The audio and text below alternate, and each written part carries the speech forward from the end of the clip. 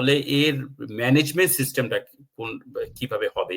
এবং এই যে অনেক কাপলই আছে আমাদের দেশে যেমন একটা বড় সমস্যা যে শারীরিক সমস্যা হলে এটা আমরা সাধারণত ডক্টর কাছে যেতে চাই না, বা এটা বলতে খুব একটা দ্বিধা বা লজ্জা একটা কাজ করে।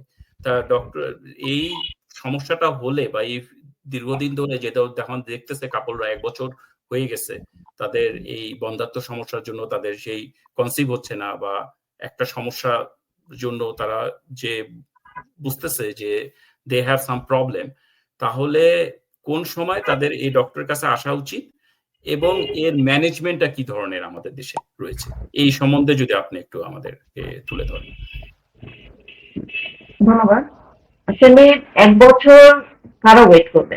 যারা মনে করছে তারা শারীরিকভাবে সুস্থ, মোটামুটি মাসিক রেগুলার হচ্ছে, হ্যাঁ, বয়সও হাজবেন্ড ওয়াইফ দুজনেরই 30-এর নিচে অথবা 35-এর নিচে, তারা মোটামুটি 1 বছর আগে নিজেরা একটু চেষ্টা করে দেখবে।